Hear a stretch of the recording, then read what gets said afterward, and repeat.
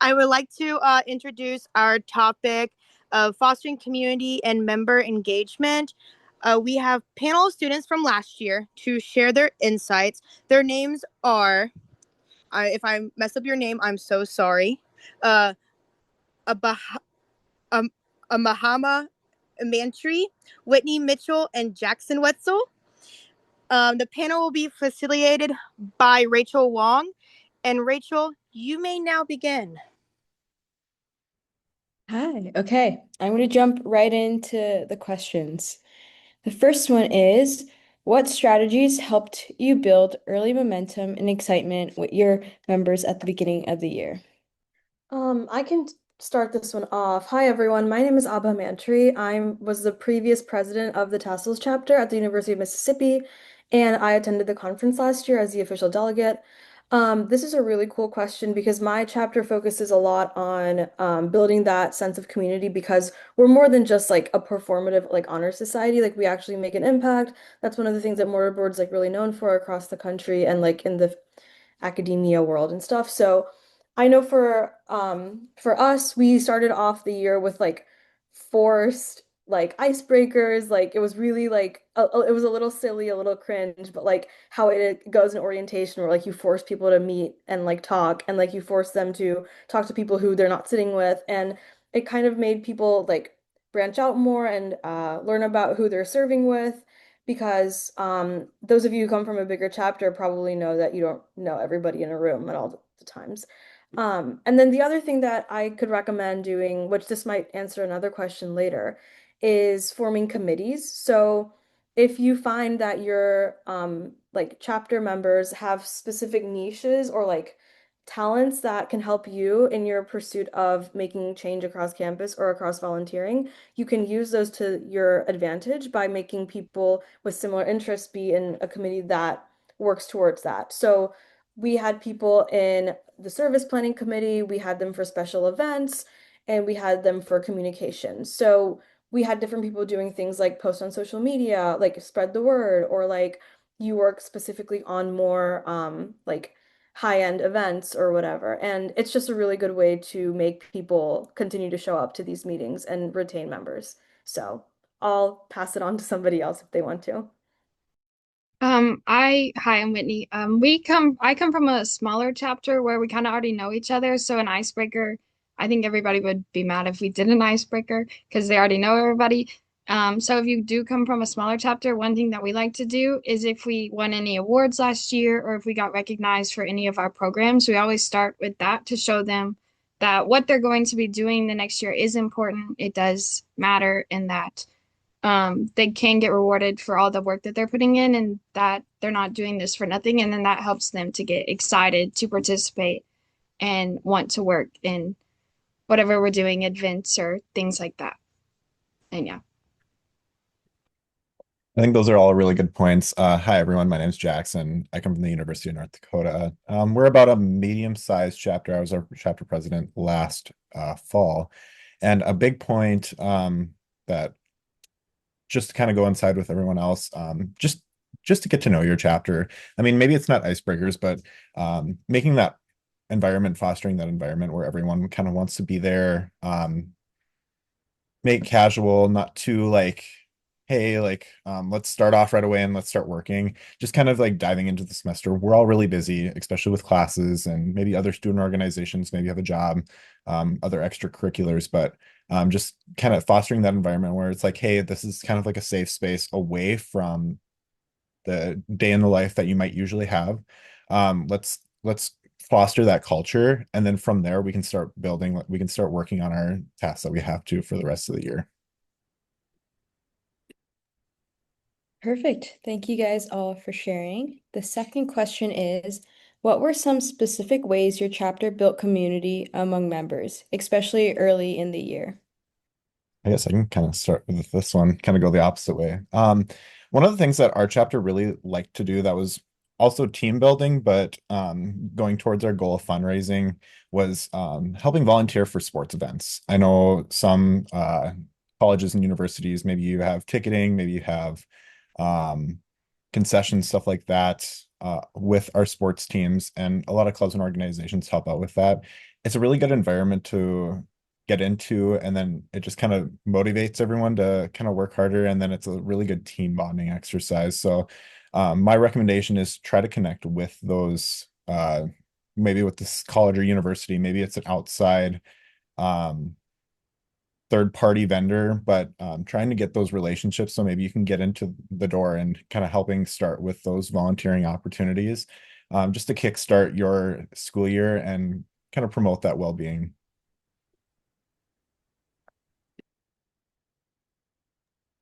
I think that also going back to the committees that we talked about in the last question, forming committees and creating these smaller communities within the large community is a great way to get people involved and make them want to participate, but also you're growing your chapter and you're making sure everything's getting taken care of while also your members are interacting with one another.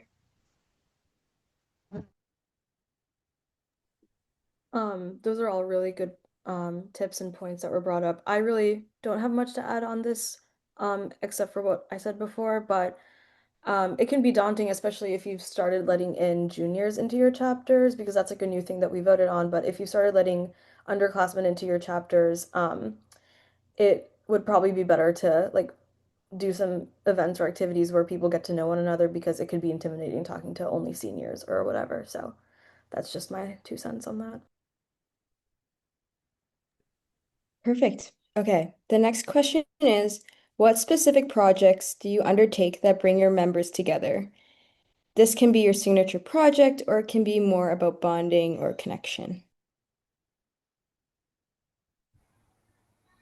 Hey, I'll start with that one. Can I answer that one?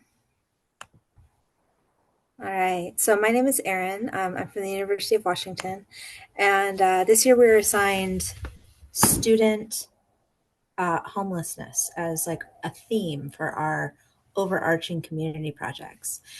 And I was assigned the task of like figuring out exactly like how to put rubber to the road on that assignment. And after a ton of research and paneling of the 6 honorable members we had on a reliable basis, where our chapter is very small, we got connected with Backpack Brigade, which is huge, enormous. So I just wanted to encourage people out there who have a very small chapter. Our chapter actually went into hibernation over COVID, and there was no chapter for a little while. They're completely inactive. So starting new, starting fresh, you never know how your purpose is going to like make your doors fly wide open. I think that's a really cool and unique cause. So thank you for sharing that. My chapter, our goal for the past 2 years has been to promote like community awareness, like promote our name a little bit more, not just in the university community, but the outside like Oxford area as well. And so we did a lot of literacy events like for both the university community and Oxford. So for one, we do Books and Bears, which partners up with the Black Faculty and Student Association, Faculty and Staff Association, sorry. And we basically do like book drives for toys and books, obviously. And those donations go where they go. And we basically get our members together and we put together boxes. And then we also wrap them. So like we go out and get like cute little like holiday themed gift wrap and stuff like that. And it was really fun because randomly it just so happened that all the like math and STEM kids grouped up and then all the humanities kids grouped up, and it was funny seeing the like logical headed people figure out how to wrap it in the most efficient way without wasting wrapping paper, and then the everyone else was like, okay, we'll just throw it together, it's fine. But it's like a really cool way to see everyone's strengths and everything like that. But events that or sorry, causes that help people to work together are definitely a good way to, as the question says, like bring members together. Book box making was really, really fun. So yeah. Whitney or Jackson, do you guys have anything to add to this question? Really quickly, I know a big part of what our chapter does is we call it the Turkey Basket Drive. So it's our one large event that we have in the fall where we get together Thanksgiving meals for families that can't afford or maybe don't usually support like a Thanksgiving meal for their families. So we get the turkey, the stuffing, the the pie, all the kind of fixings and goodings that you can think of, and we basically donate it to anyone in our community that's in need around the Grand Forks, East Grand Forks area. That's probably one of our favorite events, and one of the things that I'm not going to go too big in depth into it. If you want to, please reach out. I can more than happily talk about it. But the one big thing that I wanted to talk about was focusing on just one event or maybe a couple smaller events is pretty key in our chapter. You don't want to overwhelm yourself with too many things going on. You really want to dedicate yourself to the specific events that you have, so that you can give your 100% effort to it instead of kind of just spacing yourself out too much and trying to do too much at one time. So that would be my recommendation, is kind of pick a couple that you're really interested in as a chapter, devote your time 110%. And I know for a fact will turn out amazing. I think they covered that pretty well. Okay, I have a few questions in the chat, so I'm going to go ahead and read those. Chelsea asked, could you ask a question related to different activities chapters do? Most of the students in our chapter are highly involved, so I want to ensure we are having meetings that are worthwhile to their busy schedules. Do you have different themes to various meetings? How often do they have meetings? Is it monthly, weekly, etc.? So for our chapter, we have bi-weekly or bi-monthly meetings. We have 2 meetings a month. So, we don't necessarily have themes for our meetings, but whatever our most recent event or whatever we're doing next will most likely be the topic of our meeting. Like we have our Student Creative Arts and Research Forum, which we call SCARF, and that's where we create a conference for all the students at the college to present their research. And we spend a lot of time on that one in the spring preparing that. And I think that helps us to get closer to our community and also put our members' interest at the forefront, because most of your members are scholars and they're going to have their own research. And then this is just a great way for the community and the members to all kind of have a common activity, I would say. Along the lines of Whitney, we do monthly meetings and we send those out at the beginning of the school year. So in this fall, I'll send out the entire fall list, and in the spring, I'll send out the spring meeting list. We also meet depending on like general chapter meetings and then tapping related stuff. If you have questions about how we do that, you can reach out to me or to Aiden Waters, who's in this Zoom call because he was my treasurer. Um, I last year led a session on like how to run a successful chapter with my chapter advisor. So if you guys want, I can put that link in the chat just so you can look at that presentation. But it talks all about organization, different officers, time management, stuff like that, in order to like have it be more like a well-oiled machine. So I'll go do that right now. But if you have any questions, you can reach out to me one-on-one because my answer can be really long. Cool. I love that. Thank you for sharing. Okay, another question from Elizabeth Barker. How do you keep club commitment late in the semester as things get more busy, such as finals?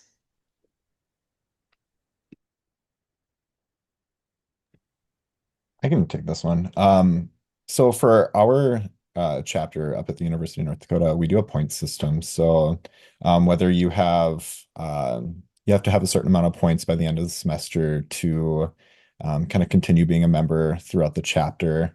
And one of the big things that we do is we offer a variety of like opportunities to get those points, whether it's in the beginning, maybe it's in the middle, or during the end. So maybe let's say we have a member that starts off the school year, they're really busy, and then maybe towards the end of the semester, they get a little freer with time. That might work with them. And then there's quite the opposite, where there's a person that might be super not so busy in the beginning of the semester and they get really busy in the end. So you kind of really have to work with your members in that aspect of it and kind of offer as many opportunities as possible for them so that there's that opportunity to where they can kind of continue to stay along the track. And then, like I said, in our first question, just fostering that environment, whether it's safety, having that security to where they keep coming back and they enjoy being there with the rest of the group.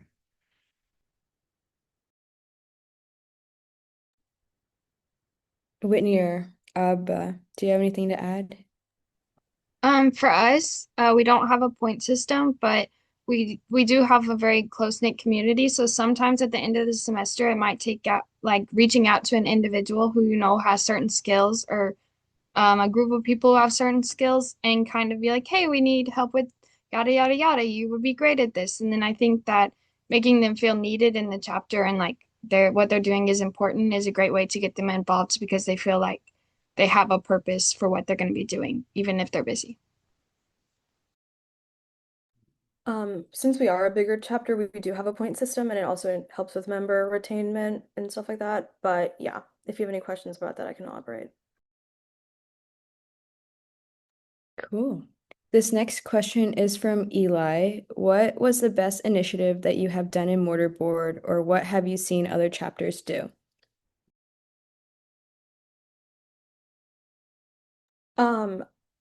One of my peers last year, University of Southern Alabama, they like built a library, like they like put together a library. I don't know all the details, but y'all should totally ask them what they did because it was really cool and like definitely super impressive, and such a great cause. But I thought that was really cool.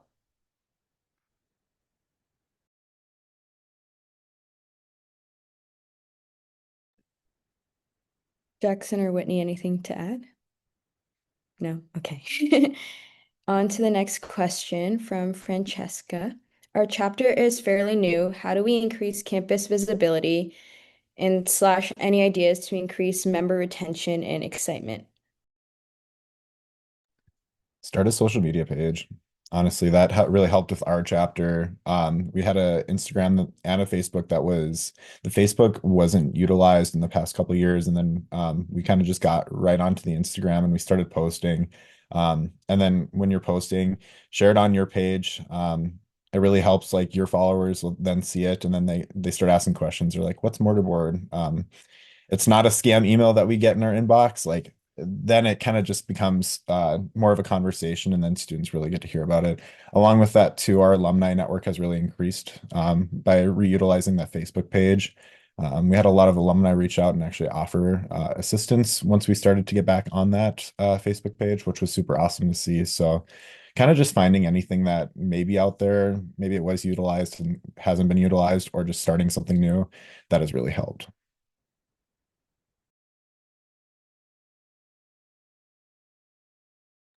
Really quickly, one thing that my chapter did was we hosted a honor society fair. So all the like, as Jackson said, like, we're not scams, like we're real. We get all these emails. So all the active honor societies on campus were able to table and talk about their impact on campus and how to join and who can join. So that's another way to let people know who you are and what you're doing. But the social media thing is a really good point. That leads perfectly into my next question is, do you collaborate with any other specific organizations on campus? How can Mortarboard build visibility and also solidarity on campus by partnering with other student organizations or offices? For us, we have two projects where we collaborate with others. We have a feminine hygiene care project, which we collaborate with our student government to provide feminine hygiene products for all the females on campus, which is a great way to kind of promote visibility and also work with other people on campus. And then we also have a recycling program and we collaborate with the chemistry club and the recycling class. It's not a club yet. And we work to recycle around campus because in small town Arkansas, not much recycling happens at all. So we set up recycling bins around campus and then we make sure all of them are emptied because our janitors don't have time to do that. And that's a great way for us to not only help our environment, but also create a rapport and a better community around campus by working together.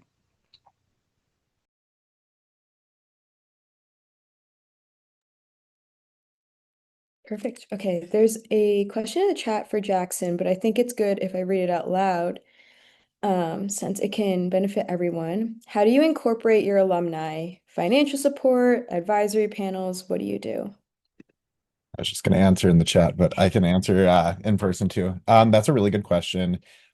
It's really newer for us just because incorporating alumni is really tough, just because sometimes you might not have a whole ton of alumni because you're a newer chapter.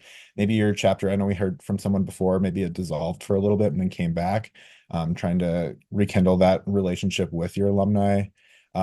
But how we include our alumni, we honestly just ask them what is their comfort level. So we had a couple alumni reach out. They really wanted to help assist. One of them was a teacher, and they had a classroom full of students that really wanted to get volunteering hours. So for our turkey basket drive, we needed help like getting everything ready, preparing the baskets, stuff like that. So we incorporated them that way. Some of their alumni just are really more hands off. Maybe they just want to support, whether it's like a check for or like a donation, a monetary donation for our funds.